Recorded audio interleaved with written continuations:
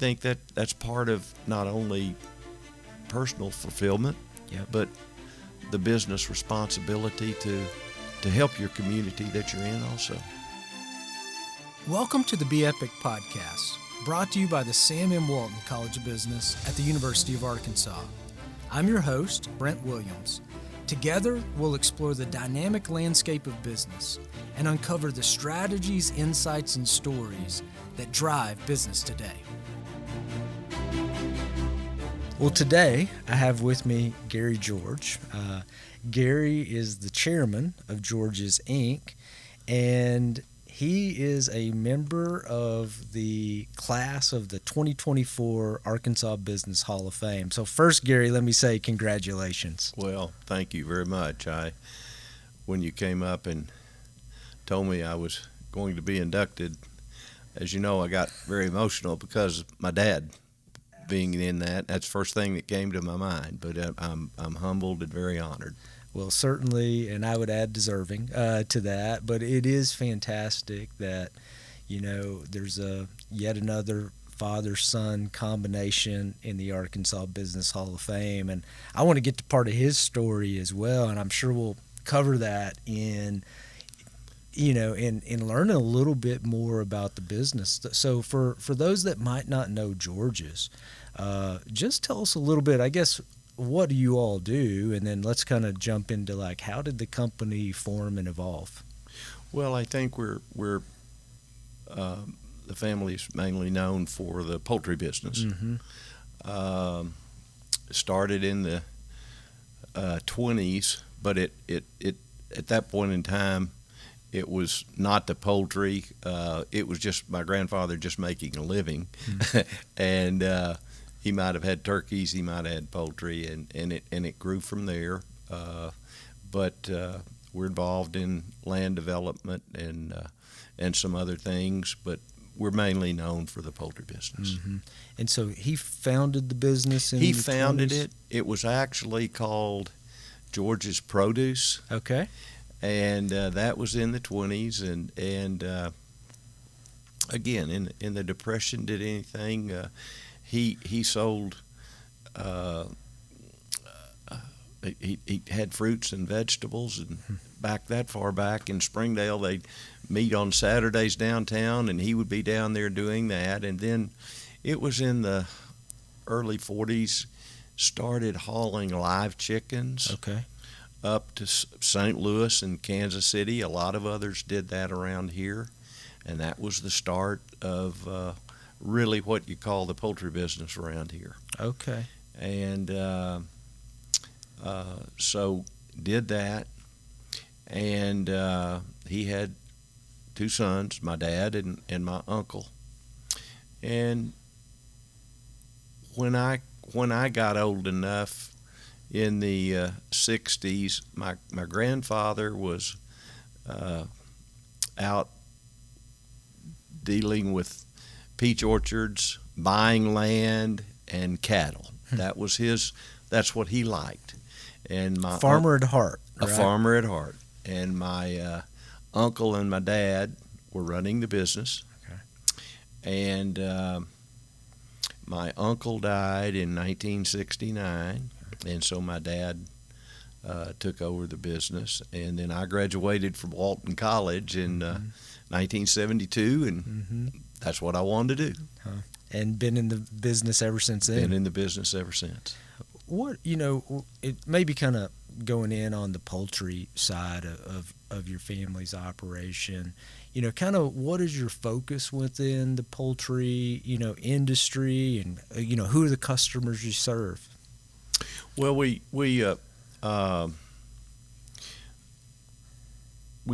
serve various customers. I guess you could classify fast food people. Mm-hmm. We go to many grocery stores. Mm-hmm. We go to many institutional distributors that go to restaurants. The only thing we don't do is fully cooked. Okay. And so we have a wide array of products other than fully cooked, and we actually go all across the United States from the East Coast to the West Coast. And I think the company describes itself as fully integrated. And maybe kind of double clicking in on what does that mean? Fully integrated is where you have your breeder hens. Well, you have pullets who turn into breeder hens, who lay the eggs, to hatch and go to the farm, and you feed them. You have all those steps.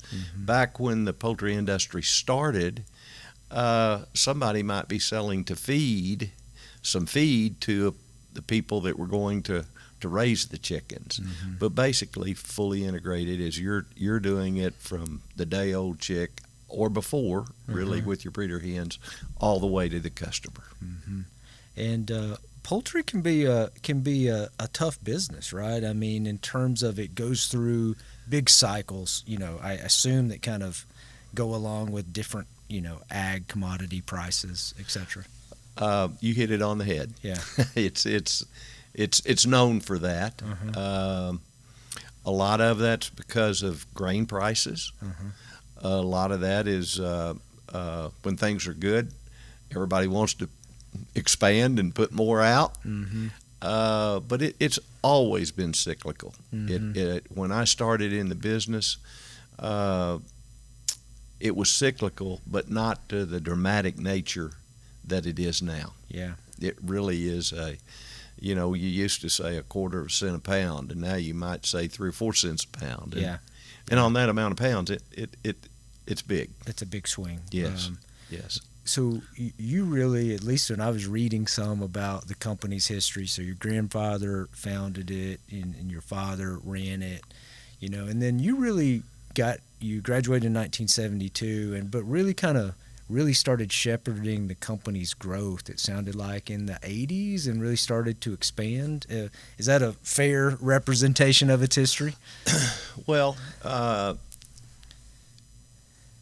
my grandfather, as I said, he by the time I was old enough, he loved cattle and land and all of that. And my uncle and dad ran it together. Okay. Until '69, when my uncle died, and then my dad ran it. I came in '72, and we weren't big enough. There wasn't, well, here's a mentorship or something. Yeah. I would just do different things.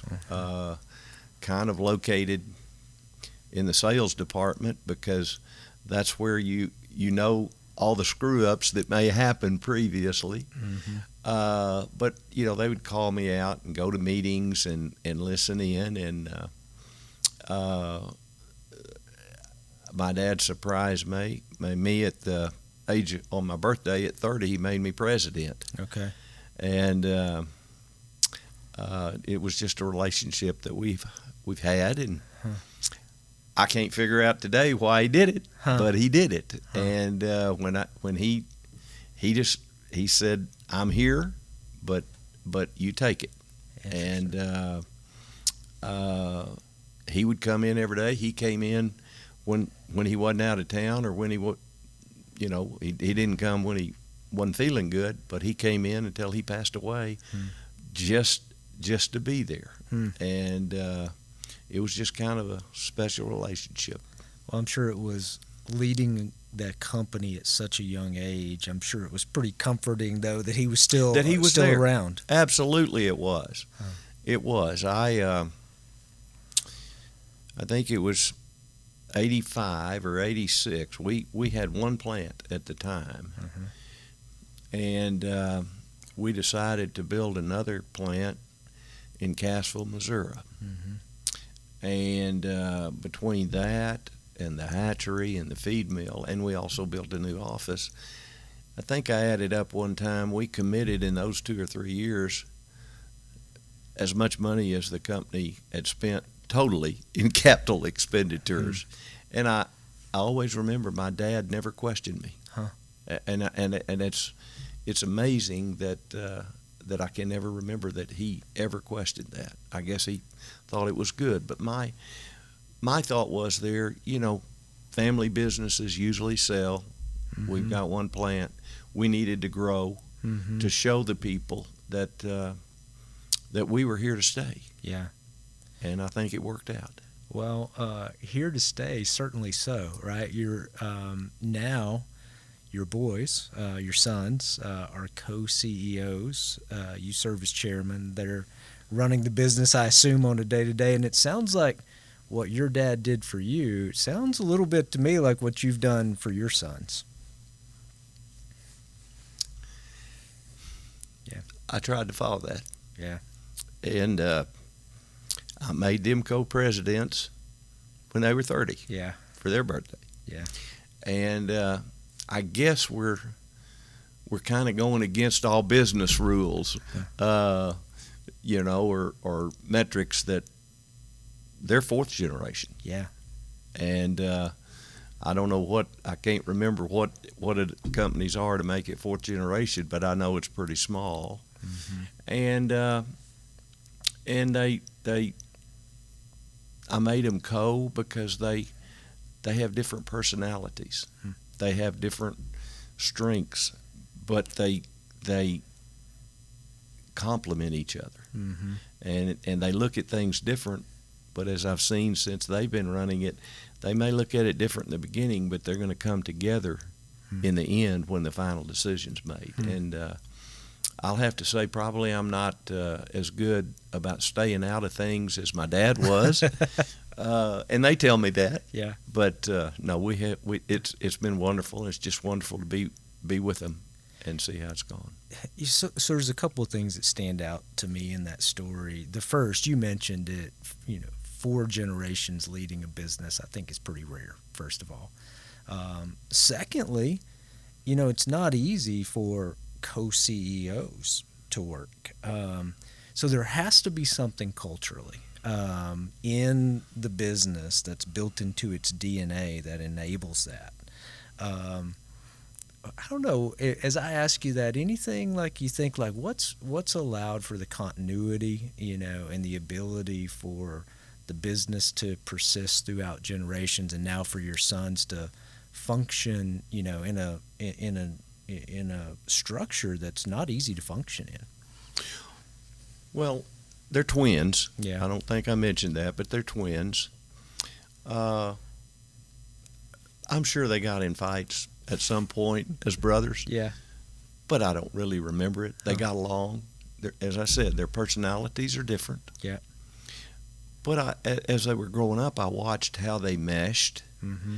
And again, they're different, even though they grew up in the same house and slept in the same bedroom. They're different personalities, and I just thought it would be a good combination. Mm-hmm. As far as any family business, the whole family has to have the same goal. Yeah.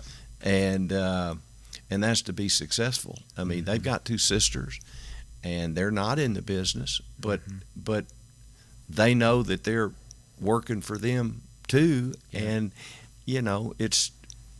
we've just, I guess, a little bit is luck. Yeah. But it's just gone over these generations that we're all working for the same goal. Mm-hmm. Well, you mentioned this earlier on briefly.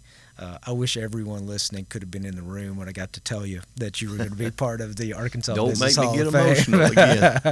Well, but one thing that when you talked for a few minutes after that, you not only talked about your family, you talked about there's a lot of other people, that you felt like were involved in the success of the company and you. Who are some of those people that really have been influential during the last, several decades of your leadership and of the company? Well, I think when you all surprised me and it was really pulled off well. Your sons helped with that, by the way. Yeah, they knew I'd show up if they said a certain guy was coming, flying in to see me, and I showed up. And when I walked in and saw that, I was shocked. Yeah. But I mentioned there about Monty Henderson. You did. And I hired him in the early 90s, and he had been running actually a much larger company. And part of it was I knew if something happened to me, we needed somebody in place, and so I hired him, and it was. I say a lot of times it's the second best decision I've ever made in my life after marrying my wife. Yeah. And so he came in and he said, "Gary, is there going to be plenty for both of us to do?" And I said, "I can't get to things that we need to do. We've got other things that I can't get to." And after about 6 months, it was around Christmas time, I'll never forget, he said, "When are we going to hire somebody else to help us?" He was very influential in the success of the company. Another long-term employee that was there over 50 years, and he did everything there was to do in the company, and his name was Otto Yak. I actually grew up with his son. We were friends, but Otto was there, and he just was calm in everything he did and very deliberate, and he would have to have a lot of praise for the success, for being there that long, and he helped mentor me. He really did. And fortunately, my boys got to see my dad in kind of, in some roles, how he handled things. They got to see how Otto handled things. They got to see how Monty handled things, and they got to see how I handled things. So they had a little group there that they could learn from, and I think they took more from everybody else instead of the way I handled it. But those people really stand out. We've had a lot of great, true, loyal people, but I'll go down. If I started naming them, it would be hard. But those are the ones that really made a difference because of where they were. Well, and I think that someone else that was in the room was Mrs. Jonelle Hunt, and I think there's been a strong family relationship there for a long time. Well, when the Hunts started business, probably a lot of people don't know, they were going to haul rice hulls for litter for the chicken business. And we were one of their first customers, and did some investing in it. And my dad went on the board, and that had started a very, very long and close relationship. And yes, I mean, we're very close. Yeah. We're very close, and had been. One of the things is kind of different, but my dad and I would go to lunch anytime we're in town, and we'd try to schedule meetings around whatever. And I actually, when I was in college, would drive up and go to lunch with my dad. He would eat about 2 o'clock. It was just he and I, and that progressed with other people. But JB and John L. and my dad and I would say there was a period of 3 or 4 years we might eat lunch twice together, and just have fun, talk about a little business, but mainly just talk and laugh. And that was our break in the day. Yeah, you know, and and I still do that with a group of people today. Yeah, what a special relationship. Yes. Well, you know, and I know you've been pretty instrumental in, or at least those are my words, those are not yours, but pretty instrumental, particularly in your community within Springdale and Northwest Arkansas. And you've been philanthropic, you know, to this community. Just tell us maybe a little bit about what the community means to you, what Springdale means to you, why it's important that your company is there. Well, obviously that's where we started, and I grew up there.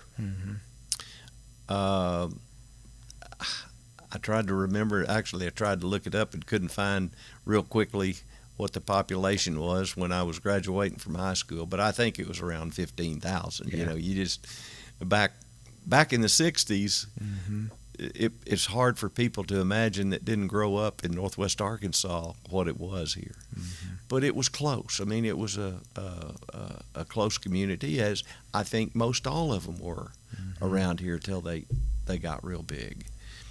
And when it's that size, you kind of know everybody. And I just I've always kind of wanted to do a few things for the community and certain things, and we don't do it for everything. We just pick what we want to do, and I think that's part of not only personal fulfillment, but the business responsibility to help your community that you're in also. Yeah, absolutely. Well, I wonder, as you look back over your career, and you just think about, you and I just walked by a group of students in the Walton College as we were walking over here. As you kind of think back to what you've learned throughout your careers leading this company, anything stand out as you're like, oh, I'd give this piece of advice to a young person starting their career? Well, I'll tell you a story, and I don't know if this is the direct answer to your question, but maybe it's getting there a little bit. When my sons were in seniors in high school, I said, have you guys decided what you want to do in life? And they both said, well, what are you going to do? Sell the company? And I said, no, but you haven't decided where you're going to school. And I'm just wondering, I thought you were going to the university, but I think it's time we sat down. They said, well, we're going to university. And I said, well,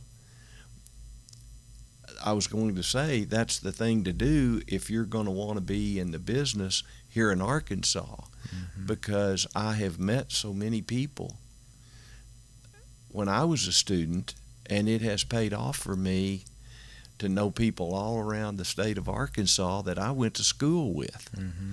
And it surprised them. They thought, where is Dad going with this? But they did, and they have developed those same relationships throughout Arkansas that I was fortunate to do too. And I would give that same advice to my grandsons if they do the same thing. Yeah.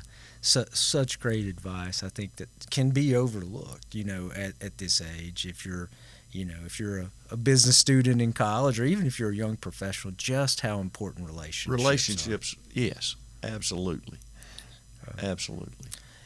Well, you mentioned Arkansas, so I guess I have to ask you, what's it mean to you to be in the Arkansas Business Hall of Fame with, there's a lot of amazing people, over the history of the Arkansas Business Hall of Fame that's a part of it, and to be a part of that, I think 100 or so people is pretty special.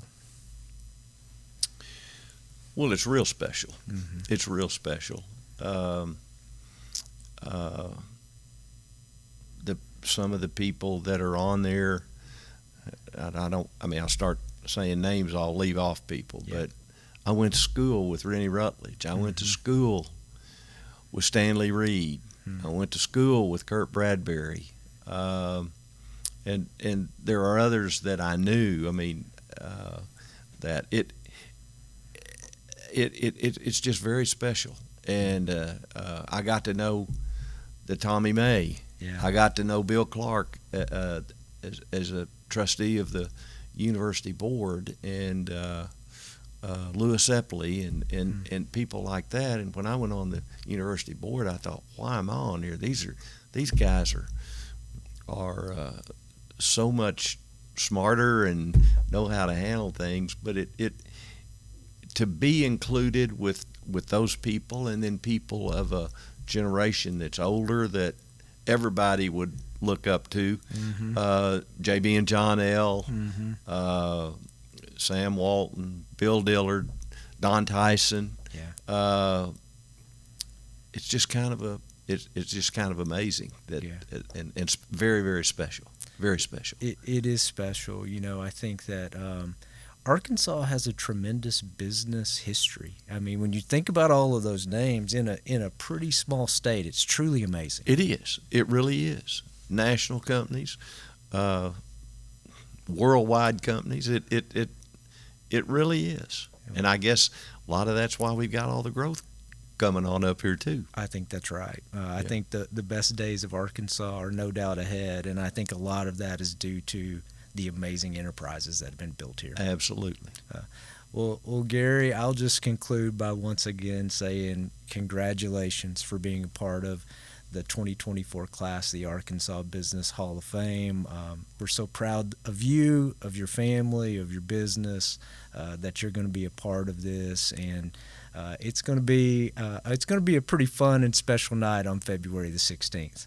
Well, I appreciate it and looking forward to it, and I appreciate you having me here. Absolutely. And look forward to the 16th. Me too. Thanks. Thank you. On behalf of the Walton College, thank you for joining us for this captivating conversation.